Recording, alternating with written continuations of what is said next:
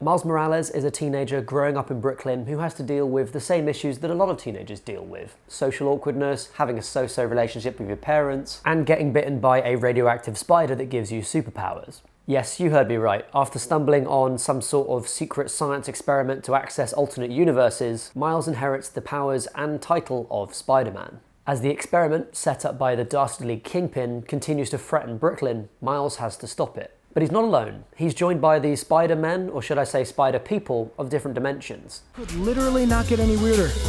It can get weirder. Now I understand that premise sounds a little complicated, especially if you haven't engaged with the video games, the animated shows, the movies, or heaven forbid, the comics.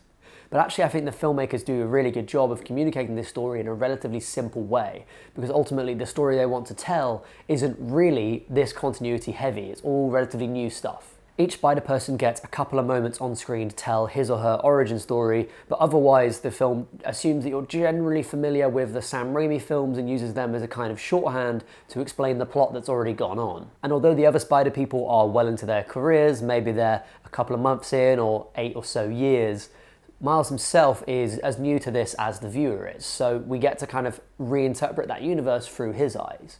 That's a really clever adaptational move because, of course, this is Miles' first movie as a lead Spider-Man, and he's not a Spider-Man that most viewers will be familiar with. That really works in the film's favour because instead of telling the same old story about Uncle Ben and Aunt May and MJ, we get a very different take on Spider-Man with Miles because he's got this different relationship with his dad, Jefferson Davis, who is a cop, and with his uncle, Aaron Davis, who's a little bit rougher around the edges, but is much more someone who Miles looks up to. Another thing that makes the film feel really fresh is that there doesn't seem to be any direct sequel hooks in the movie. I mean, there's a few things that could be picked up, but by and large what the film does is just tell an original story that's contained by the bounds of the film.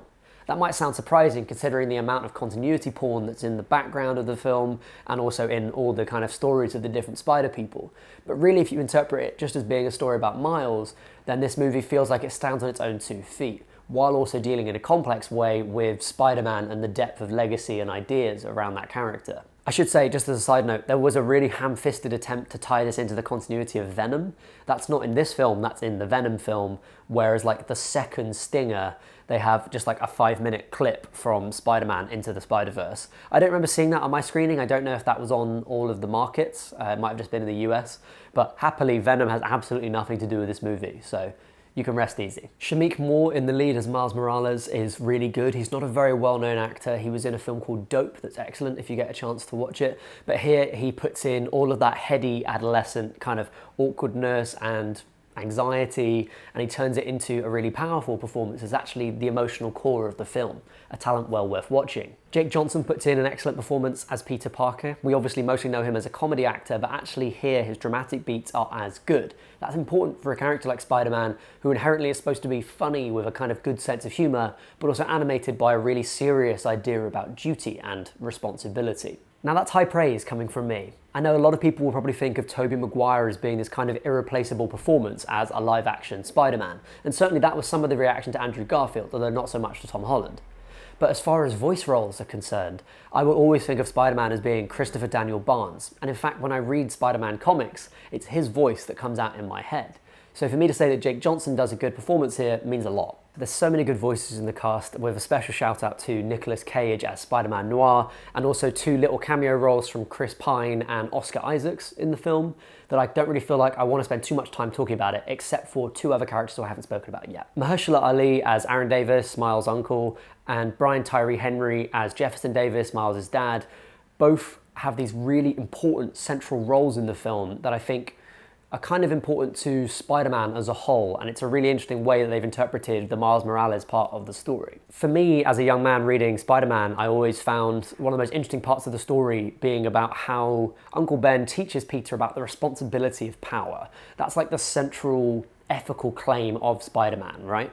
That's what he's trying to solve with his crime fighting, I suppose, in the same way that Batman is trying to avenge the death of his parents or something. So what Spider-Man Into the Spider-Verse does is try to reconstruct that story for the 21st century, and it offers this really complex look at masculinity and what to do with our lives, what we should do when we have power, through the twin lenses of Jefferson Davis and Aaron Davis. I don't want to say too much more because I feel like it might spoil the events of the film, but in particular, Mahershala Ali never really does the expected thing with his performance, and as a result, his character Aaron comes across as a much more complex performance than it might have done otherwise. Last but not least, I want to praise the animation in the film.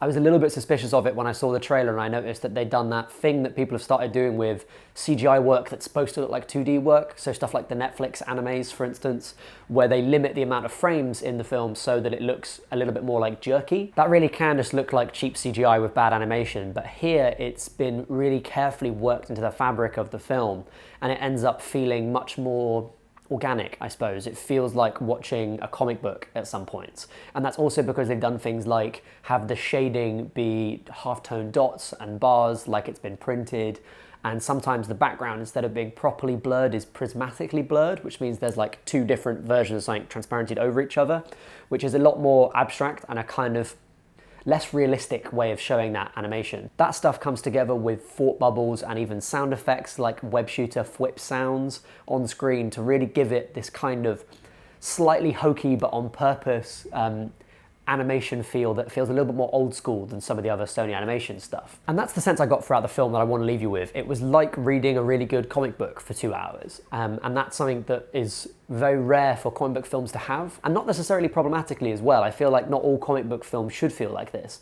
but it absolutely feels like the right style for this movie. So if you're a Spider-Man fan, you like superhero movies, or you just want a good time at the cinema, go and see Spider-Man Into the Spider-Verse. That's it from me. Bye for now.